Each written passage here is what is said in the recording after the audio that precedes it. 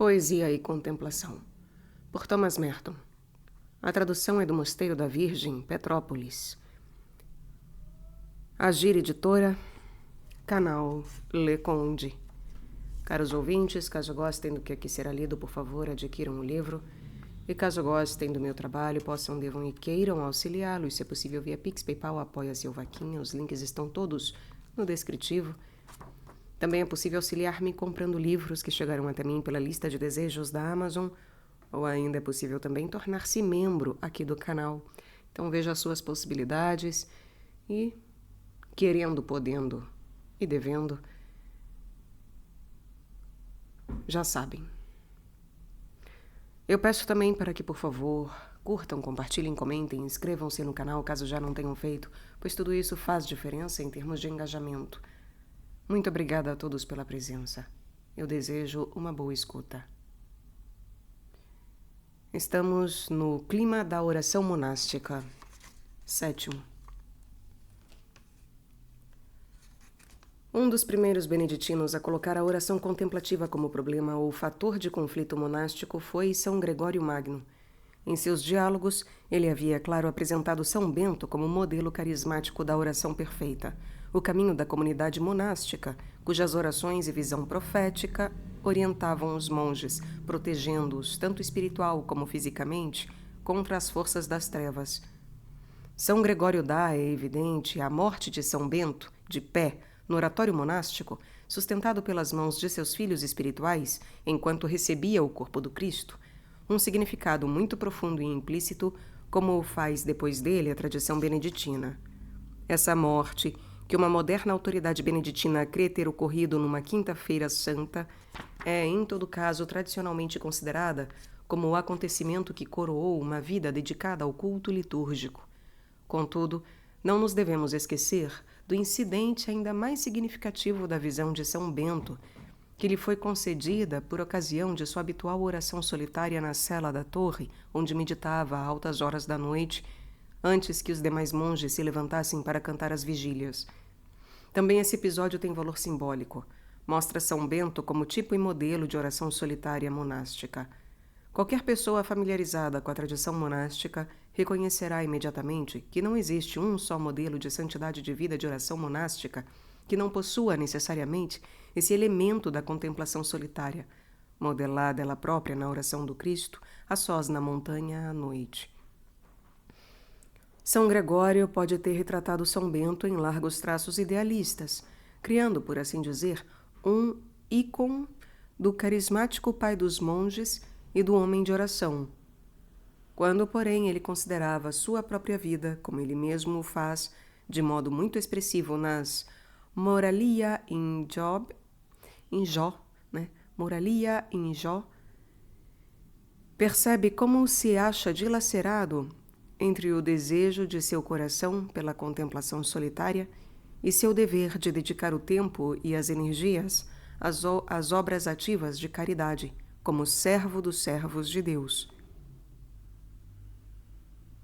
Dom Cuthbert, Butler, fez muito bem notar há vários anos que o modo como São Gregório trata o conflito entre a oração e a contemplação é um dos aspectos mais fundamentais da sua teoria da vida monástica. Assim sendo, influenciou profundamente a vida beneditina nas épocas subsequentes.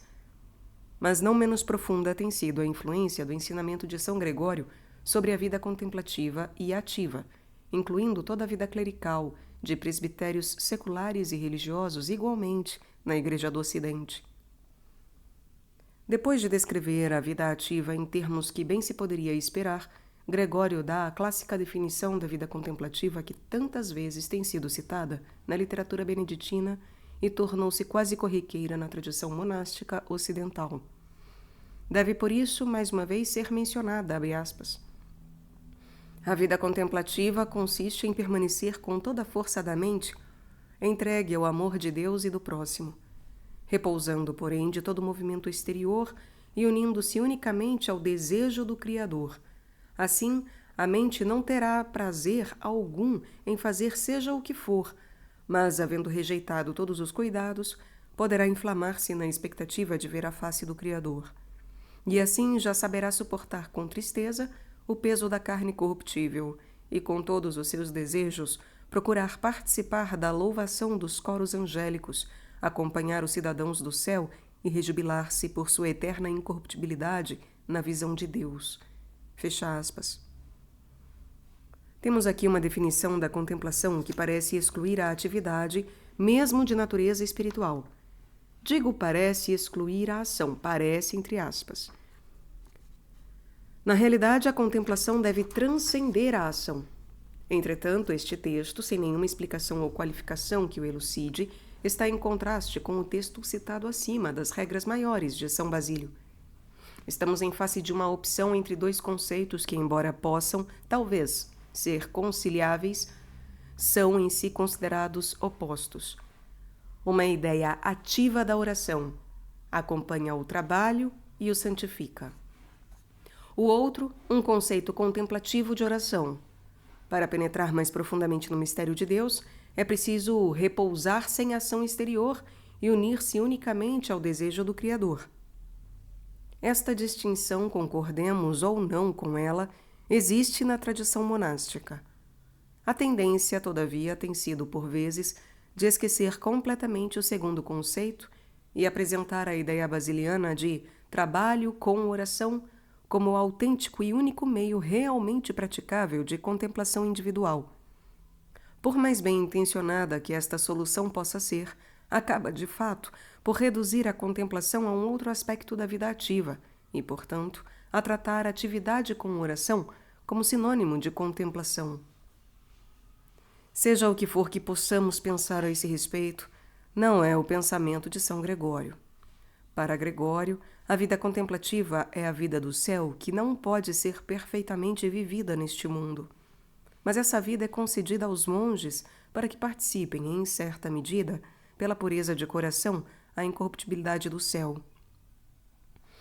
Contudo, a vida ativa, que é própria à presente existência do homem no mundo, exige sempre a atenção mesmo daqueles chamados à contemplação.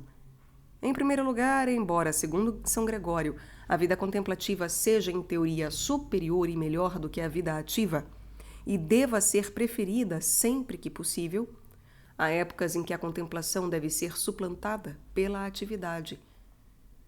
Ambas são, em realidade, exigidas pela caridade, uma vez que é ordenado ao homem amar a Deus e também ao irmão. Ambas devem ser necessariamente harmonizadas em qualquer vocação terrena, seja no âmbito de uma vida pastoral na igreja, seja na vida do monge contemplativo. A única solução para o conflito entre essas duas exigências de nosso coração é conseguir o equilíbrio requerido por nossa vocação própria individual na Igreja de Deus. Os que se dedicam à pastoral não devem negligenciar o necessário elemento de oração e meditação em sua vida. Em teoria, o monge contemplativo deve preferir a contemplação à ação, sempre que possa legitimamente fazê-lo. E quando deixa a contemplação para a ação, deve ser unicamente porque isso é exigido por estrito dever. Pode-se, de fato, dizer que São Gregório incentiva o senso de angústia e conflito ao dizer que o contemplativo deve lastimar a necessidade de ação, mesmo quando esta se coloca como um dever. Embora possa um contemplativo estar obrigado pela caridade a aceitar a função de bispo, jamais deve procurá-la. Deve, em realidade, temê-la e procurar evitá-la de todas as maneiras legítimas e razoáveis. Este princípio aplica-se a todos os negócios seculares que devem ser suportados corajosamente por compaixão, nunca, porém, procurados porque os amemos.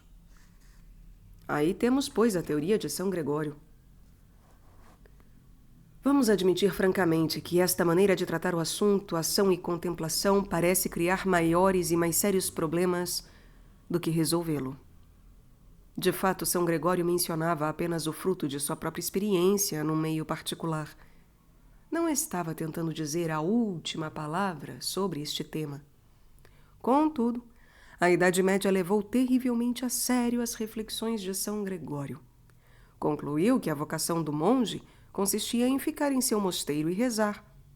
e quando era convocado a sair do claustro, como acontecia frequentemente, para engajar-se nos negócios da igreja, esperava-se que o fizesse em prantos e lamentações, o que muitas vezes fazia com sinceridade. Encontramos assim São Bernardo de Claraval, que pode ser ouvido aqui no canal,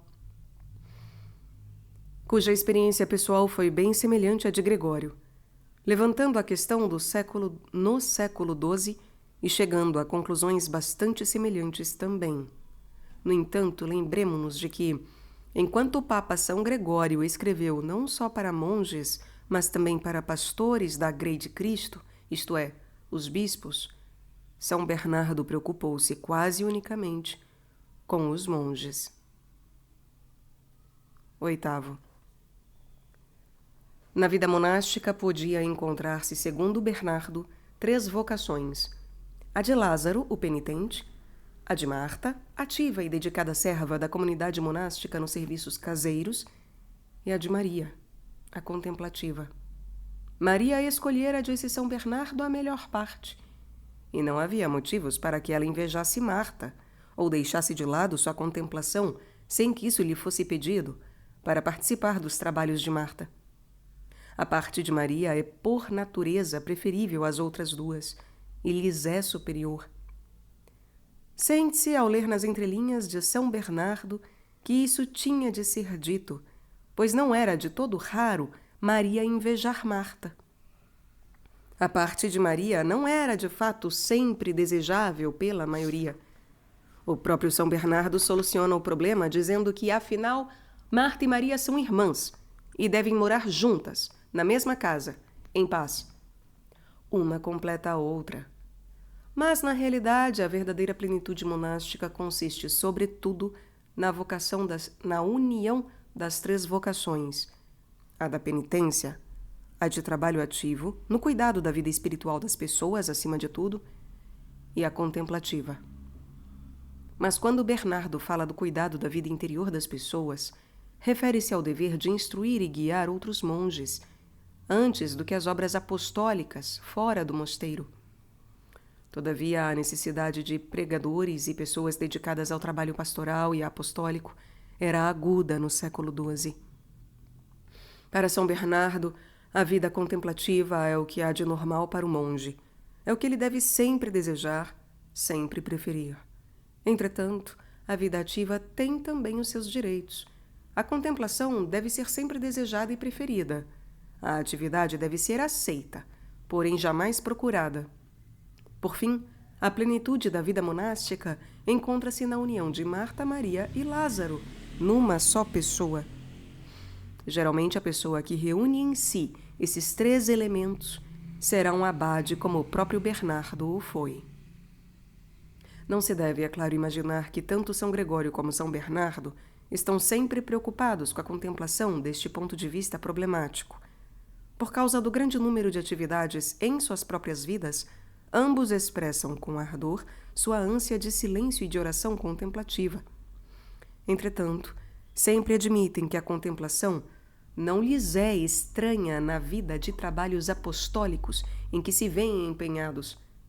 De fato, pressentimos que a experiência contemplativa deles é, de algum modo, mais profunda e mais rica, precisamente por causa das graças místicas concedidas para ajudá-los a pregar aos outros. Em todo caso, onde a contemplação faz parte de um problema e de um conflito, é sempre essa oposição real ou imaginária à ação que surge imediatamente, quando a contemplação é definida a priori como um repouso de qualquer ação exterior. Não conheço nenhum texto em que o moderno problema da contemplação versus liturgia seja tratado extensivamente ou levado a sério pelos pais da vida monástica. Este problema não existia para eles. No máximo, poderíamos deduzir isso do fato de que Gregório e São Bernardo nunca se viram privados da participação na liturgia das horas e celebrações da igreja, exceto quando em viagem pelas estradas. Daí seus lamentos por se verem privados da contemplação não serem lamentos em relação à liturgia. E, consequentemente, por contemplação, parecem ter significado algo situado para além da oração litúrgica.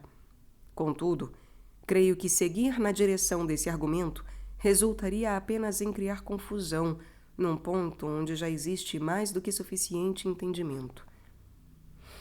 Consideremos simplesmente o lugar concedido por São Bernardo à oração individual separadamente da oração comunitária. O assunto pode aqui parecer ninharia ao leitor não familiarizado com a vida monástica. Entendia-se que o monge cisterciense podia passar o tempo em oração contemplativa na igreja do mosteiro quando as consuetudines prescreviam leitura meditativa ou estudo no claustro. Não é essa a questão. O ponto em foco é saber se era permitido ou não mais um elemento de solitude e separação temporária dos irmãos. São Bernardo o permite, embora com hesitação. Os cistercienses eram e talvez sejam a ordem que tem sempre mais fortemente insistido na vida comum cenobítica. Porém, mesmo no contexto cisterciense, pôde São Bernardo declarar, abre aspas, senta-te a sós, sede ita que solitários, nada tenhas com as aglomerações, nada com as multidões. Ó alma santa, permanece só e guarda-te para ele somente, entre todos. Fecha aspas. O emprego do topos neoplatônico só com o só é um tanto fora de comum em Bernardo de Claraval. Apoia-se evidentemente na clássica referência do Evangelho ao Cristo em oração a sós na montanha. E na mente de Bernardo, refere-se antes de mais nada à solidão interior. O Cristo vem em segredo apenas àqueles que penetraram no aposento interior do coração e fecharam sobre si a porta. E, no entanto, Bernardo acrescenta explicitamente, abre aspas, contudo, não será perda de tempo separar-te, mesmo fisicamente corpore, quando puderes fazê-lo de maneira conveniente, especialmente na hora da oração, tempore orationis. Fecha aspas. Isto se refere não a qualquer tempo prescrito para a oração mental, mas aos momentos em que o monge desejará espontaneamente orar em solitude. Deve ser entendido que, conforme a tradição monástica, supõe-se que as ações do monge não devam ser governadas em seus mínimos pormenores por regulamentações externas, mas que se deve deixar lugar para a regra de oração do próprio monge. Isso o levará, em resposta às inspirações da graça, a dar mais tempo à oração do que a regra em realidade prescreve. Isso o levará, em resposta às inspirações da graça, a dar mais tempo à oração do que a regra em realidade prescreve. Do mesmo modo, ele fará livremente mais do que está prescrito na regra, em matéria de jejum e autodisciplina. O monge tem de ser nisso guiado pela inspiração interior da graça e pela bênção exterior da obediência. As duas coisas podem ser aceitas como a vontade de Deus para o monge ao planejar sua vida própria interior e contemplativa. Pedro, venerável, contemporâneo de São Bernardo e abade de Cluny, foi menos hesitante e até mais explícito do que Bernardo ao incentivar a oração individual solitária. Não só era permitido aos monges das comunidades de Cluny viverem em completa solidão como eremitas ou reclusos, mas, a fortiori, os cenobitas podiam dedicar um tempo excepcionalmente longo à oração ou à meditação em lugares recolhidos fora do conjunto da comunidade. Pedro Venerável conta-nos em seu De Miraculis uma espécie de Fioretti cluniacense de um certo monge beneditino de seu tempo que utilizava uma pequenina capela num afastado e alto recanto numa torre como se for uma cela e que amava esse lugar mais do que qualquer outro do mosteiro para a sua oração. Ali permanecia ele dia e noite, atento à divina contemplação. Divine theori intentus. Pela mente elevava-se acima de todas as coisas mortais. A todo instante, na companhia de santos anjos, permanecia pela visão interior, na presença do Criador. 9. Consultemos finalmente como testemunha outro beneditino do século XII, Pedro de Celis, um dos mais encantadores escritores monásticos da Idade Média. Aqui ainda, como no caso de São Gregório e de São Bernardo, estamos em face de uma personalidade contemplativa, um homem cheio de talento, cordialíssimo e inteligente. Embora preferisse o silêncio e a meditação do claustro, foi chamado a ser não só abade, mas bispo. É preciso dizer logo que, embora Pedro de Celis experimente o conflito que existe entre a oração e a contemplação, isso não o preocupa nem perturba, nem chega a ser um conflito, pois ele é capaz de rogar séria e sinceramente ao Papa Alexandre III em favor de Henrique, abade de Claraval, desejoso de recusar a eleição episcopal. Pedro o faz dizendo ao Papa com toda a franqueza que seria uma pena privar este monge da melhor parte da vida contemplativa, lançando-o de cheio nas tempestades do mundo. Os encargos episcopais para Pedro são simplesmente o mundo. Pedro parece francamente louvar e recomendar qualquer um que rejeite o fardo da atividade e dos negócios, a fim de entregar-se à literatura e à meditação. Ao mesmo tempo, Pedro de Celis compreende que há situações em que se deve sinceramente encarar e aceitar as responsabilidades e distrações inerentes à função que nos é conferida. E nesse caso ensina a um amigo recentemente nomeado cardeal como reagir diante dos pensamentos que distraem. É particularmente interessante notar que, em Pedro de Celis, a liturgia e a contemplação individual coexistem lado a lado em perfeita harmonia. Pode compor homilias nas meias horas arrancadas da vida tão ocupada de um abade. E são elas curtas meditações sobre a alegria das festas litúrgicas. Aproveita também com satisfação as longas noites de inverno, porque lhe permitem acrescentar ao seu dia, já tão cheio, novas horas de lazer, em que sua mente repousa e é renovada na literatura e no silêncio da oração contemplativa. Pedro se deleita em descrever o momento sabático de contemplação quando a alma repousa em Deus e Deus opera na alma. A quieta e transcendente atividade, a quies inerrobigne, em que a pureza do coração recompensa o contemplativo pelo trabalho do ascetismo. Esse trabalho é a vida ativa num outro e mais antigo sentido, vida de disciplina, mortificação, renúncia, absolutamente necessárias. Sem virtude e fortaleza, não pode haver verdadeira e duradoura contemplação. Sem o trabalho da disciplina, não pode haver repouso no amor. Quando, porém, o ascetismo purificou o coração e liberou o homem interior, então declara Pedro de Celis, abre aspas, Deus opera em nós enquanto repousamos nele. Essa obra do Criador ultrapassa todo entendimento. Repouso que é em si criativo. Pois trabalho como esse excede em sua tranquilidade todo repouso. Este repouso, em seu efeito, brilha e irradia, sendo mais produtivo do que qualquer trabalho.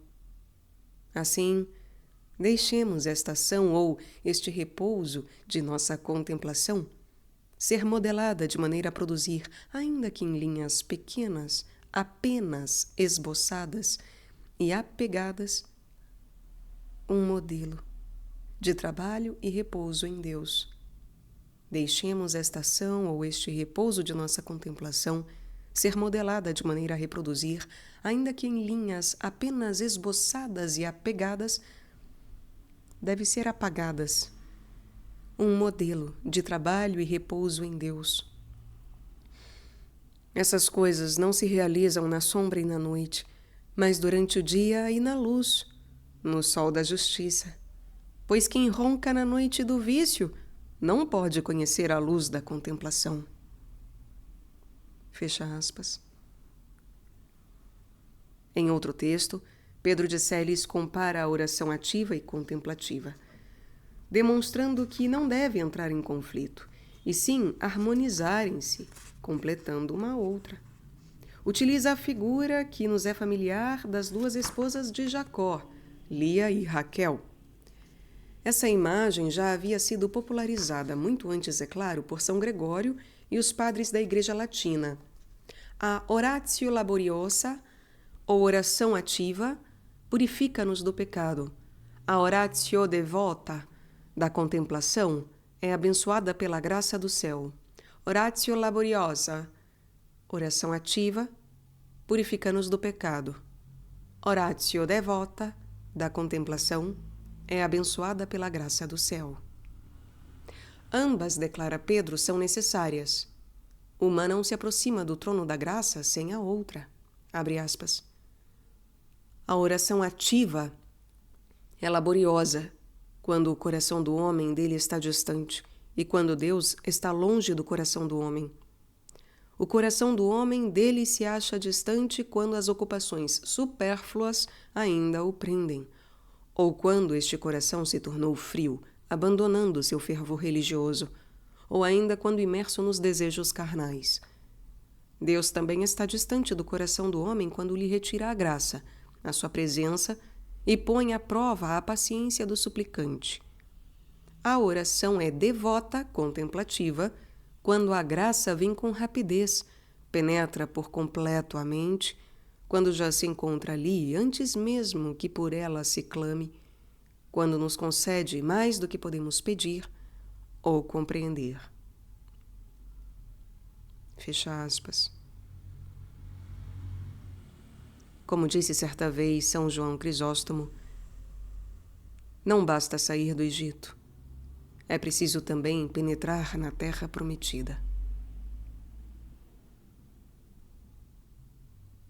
Poder-se-ia mencionar que, neste contexto, a oração contemplativa é tomada num sentido lato e não precisa ser forçosamente considerada mística. 10. Ao reconsiderarmos esta breve análise de alguns dos escritos característicos dos séculos beneditinos, encontramos, como poderíamos esperar, que a oração é o próprio cerne da vida monástica. Não existe, em parte alguma, um conflito explícito entre a oração litúrgica e a oração individual solitária. Ambas formam uma unidade harmônica. Existe, entretanto, um conflito entre a vida ativa e a contemplativa, embora esse conflito seja mais ou menos solucionado por autores como Pedro de Celis.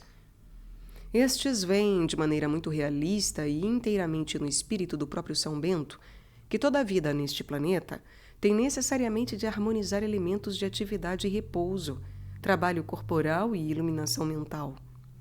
É às vezes preciso exercitar-se numa forma árida, laboriosa de oração sem consolações. Em outros períodos, pode-se receber graças e luzes, quase sem esforço, contanto que se esteja suficientemente preparado. Essa vicissitude, o termo é de São Bernardo, ou essa alternativa de trabalho e oração, atravessa a linha divisória entre a oração comunitária e a oração individual, e está baseada, é óbvio, em ambas. Daí, conquanto a oração litúrgica seja por natureza mais ativa, pode em qualquer momento ser iluminada pela graça contemplativa. E embora a oração solitária individual possa, por sua natureza, tender a uma espontaneidade pessoal maior, pode também acidentalmente ser mais árida e laboriosa do que a celebração comunitária. Esta oração comunitária é, em todo caso, especialmente abençoada pela presença do Cristo no mistério da comunidade que celebra o culto litúrgico. A doutrina dos primeiros séculos beneditinos mostra-nos, portanto, que a oposição entre a oração pública e oficial e a oração espontânea, individual, é em grande parte uma ficção moderna. E isto é verdade quando a oração oficial é considerada como a verdadeira e contemplativa, ou quando esses adjetivos são escolhidos para dar dignidade à devoção individual. Como surgiu este problema? A resposta a esta difícil pergunta poderá talvez ser vislumbrada ao fazermos uma breve consideração sobre o que foi a oração beneditina na época da Contra-Reforma. Parecia que a ênfase colocada sobre a oração mental como um exercício especial e especialmente eficaz tornou-se corrente e popular na ocasião do movimento monástico de renovação iniciado no século XV e tornou-se quase universal depois do Concílio de Trento. Para tomarmos um exemplo entre outros, consideremos Garcia de Cisneros, 1455 a 1510, o abade beneditino e reformador de Montserrat, na Espanha. É ele considerado o primeiro místico espanhol, exclusão feita do catalão Raimundo de Lula, e precursor de Santa Teresa e São João da Cruz. É também com ainda maior frequência considerado o precursor de Santo Inácio de Loyola e dos exercícios espirituais. Garcia de Cisneros foi enviado pelo rei Fernando e a rainha Isabel de Valladolid a Montserrat para empreender a reforma deste grande mosteiro. Para auxiliar e promover a renovação, escreveu o abade 2 livros, ambos manuais de oração, ambos também na tradição beneditina medieval. Um desses livros foi o Diretório das Horas Canônicas, que tentava despertar a compreensão da liturgia das horas e tornar aptos os monges a cantá-las com fervor e compreensão. O outro tinha por fim reavivar o espírito de oração privada e meditativa do monge. Seguia a estrutura tradicional da Idade Média, da vida de oração dividida entre leitura, meditação e contemplação. Lectio, meditatio, contemplatio. Estava também fortemente influenciado pela Devotio Moderna, que nos legou tantos tratados sobre a vida interior, sendo o mais célebre A Imitação de Cristo, que pode ser ouvido aqui no canal. Esse livro sobre a vida interior do monge, por Garcia de Cisneros, tinha, em realidade, o título de Exercícios Espirituais. Foi evidentemente muito mais popular e teve muito mais influência do que a sua outra obra sobre a liturgia das horas. Ora, devemos lembrar-nos de que, quando um reformador monástico do século XVI considerava o passado imediato para meditar nos bons e maus exemplos que o poderiam instruir, encontrava provas das mais vitais e incontestáveis da evidência do que foi a oração cristã para os santos das ordens medicantes. Inclusive, para os das ordens terceiras, como, por exemplo, Santa Catarina de Sena, e ainda nos movimentos místicos que floresceram mais ou menos sob a influência das ordens mendicantes. O misticismo da Renânia, centrado nos conventos dominicanos, era orientado por teólogos como Eckhart e Tauler. Quando o que sucedia com frequência, esse misticismo era considerado com suspeitas, o reformador podia sempre apoiar-se na evidentemente segura Devotio Moderna. Quando o que sucedia com frequência esse misticismo era considerado com suspeitas, o reformador podia sempre apoiar-se na evidentemente segura Devotio Moderna. Quando os mosteiros da Idade Média perderam o primitivo fervor, a última observância da regra que deixou de ser convenientemente realizada foi o da liturgia das horas, celebrada em comum no coro. Pôde muito bem ter degenerado em rotina sem alma. A história do monaquismo, todavia, demonstra como, muito tempo depois de o espírito de ascetismo e de oração individual haverem perecido no mosteiro, a liturgia das horas ainda pôde ser continuada com mais ou menos devoção e celebrada com certo decoro.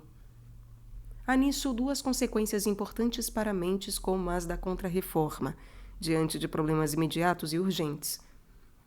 Uma dessas consequências é que os reformadores se veem confrontados com o fato de uma estrutura da liturgia mais ou menos bem organizada, que, embora não possua mais alma, ainda funciona em ordem suficientemente satisfatória. Daí não parecer requerer atenção imediata. Procuram então algum outro ponto onde possam lançar as primeiras bases da reforma. Concluem então que o ponto necessitado de ação, realmente forte e decisiva, está na área da oração e da piedade individuais. Assim sendo, ensinam-se os métodos de meditação. Administra-se a direção espiritual para dar ao monge orientação, tanto no que concerne a disciplina como a meditação. Os padrões e os ideais da Devotio Moderna, com sua insistência sobre a devoção pessoal à humanidade do Cristo e a oração afetiva, tem função importante nesses esforços, e assim surge com toda a naturalidade a noção de uma nítida separação entre o fervor individual e a oração litúrgica, que é considerada formal, oficial e pública, e na qual é sempre possível apoiar-se para conseguir uma sólida base de regularidade na vida de oração. Mas que será construído sobre essa base? A piedade afetiva, individual. Quer isso dizer que, mesmo nas celebrações litúrgicas, o indivíduo tem de meditar sobre a paixão de Cristo, e isso não era em si estranho à mais antiga tradição. Cresce a convicção de que um monge fervoroso fará, no coro, mais do que apenas recitar o ofício. Há de acrescentar seus próprios elementos de oração afetiva e mesmo de contemplação. Assim, chega-se a acreditar que o elemento subjetivo sobreposto à liturgia é, em realidade, mais importante e tem maior valor do que o próprio culto litúrgico objetivo. Entretanto, na oração litúrgica, o elemento objetivo permanece e é fundamental. Tanto assim que pode ser considerado no quadro subjetivo como um obstáculo à oração individual melhor e mais fervorosa que o reformador sincero deseja sobrepor-lhe. Com a maior naturalidade, chega-se à conclusão de que, se quer realmente orar, é preciso esperar que a liturgia das horas termine para que a oração espontânea e subjetiva possa ter livre curso. Finalmente, quando os leigos também se tornam entusiasmados pela meditação, pela oração afetiva e pelas devoções, e isso requer sacerdotes que os orientem pelas sendas da devotio moderna, então, mesmo os monges dos mosteiros beneditinos que receberam o sacerdócio são afetados pelos novos rumos e procuram tornar-se guias de almas místicas, ou pelo menos professores de meditação. Isso nos leva a mencionar o célebre caso de Dom Agostinho Bacher, um dos maiores contemplativos beneditinos e figura muito discutida. É ele certamente o mais venerado e mais fértil mestre de vida espiritual surgido na congregação beneditina inglesa até o presente século, em que foi talvez igualado por Dom Chapman, que pode ser considerado como um dos seus discípulos. Existem muitos motivos por que Dom Agostinho Bacher acabou tornando-se o truculento propagador de uma dicotomia absoluta entre o caminho ativo e o contemplativo de oração. Em primeiro lugar, era um místico inglês da tradição do século XIV, isto é, acrescentava a um individualismo inglês profundamente enraizado o temperamento permanente de um recluso enclausurado. Além disso, havia sido colocado em contato com os métodos de meditação num mosteiro beneditino italiano reformado. Esses métodos quase o fizeram enlouquecer. Achou-se, então, durante o restante de sua vida, num perpétuo conflito com seus irmãos monges, para os quais forjou a cáustica e ambígua alcunha de The Active Livers. Finalmente, e talvez seja esse o fator decisivo, tornou-se consciente da firme posição tomada por Santa Teresa e São João da Cruz em relação ao incalculável mal feito aos contemplativos pelos confessores e orientadores espirituais ativos. Estes, os confessores ativos, os orientadores espirituais ativos, sem possuir nenhuma noção do sentido da contemplação, impunham seus sistemas tiranicamente sobre toda a gente, sem discernimento. Agostinho Bacher chega a ponto de dizer que o verdadeiro mal dos mosteiros está em serem governados pelos active livers, os que vivem em atividade, que destroem a vida de oração, frustrando a vida dos contemplativos. Isto devemos observar é talvez uma opinião um tanto extremada. Eis um trecho característico, abre aspas. Não há dúvida alguma de que a decadência da religião tem tido origem principalmente nesta inconcebível desordem, isto é, que na maioria das comunidades religiosas, espíritos ativos conseguiram a vantagem de se apoderar da função de prelados e de pastoreio espiritual, dominando os contemplativos, embora o estado de religião tenha sido instituído somente para a contemplação. E isto vem acontecendo mesmo depois da restauração da oração contemplativa por pessoas extraordinariamente elevadas por Deus, como Ruysbroeck, Santa Teresa, Tauler, etc. Os espíritos ativos que vivem em comunidades religiosas, não sendo capazes de uma oração contemplativa que os leve fora da sua natureza, isto é, do plano natural, não sentem nenhuma apreensão em face dessas funções, isto é, o superiorado. Pelo contrário, guiados por desejos naturais de preeminência e amor à liberdade, não temem oferecer-se e mesmo procuram ambiciosamente domínio sobre os outros. E, enquanto isso, persuadem-se falsamente ser sua única motivação a caridade e o desejo de promover a glória de Deus. Entretanto, qual o efeito de tudo isso? A experiência o demonstra. Fecha aspas. Podemos aqui notar uma sutil metamorfose que, depois da Contra-Reforma, ocorreu no contexto do antigo ensino tradicional em relação à contemplação e à ação, como vemos nos escritos de Gregório Magno. Sem dúvida, a sensibilidade pessoal e as rudes experiências sofridas por Dom Agostinho contribuíram, de algum modo, para a implementação dessa nova orientação. Seja como for, atingimos aqui uma posição que não é estranha na época moderna. Aqui vemos uma separação entre ação e contemplação por meio de um grande abismo. E não há como lançar uma ponte entre as duas partes.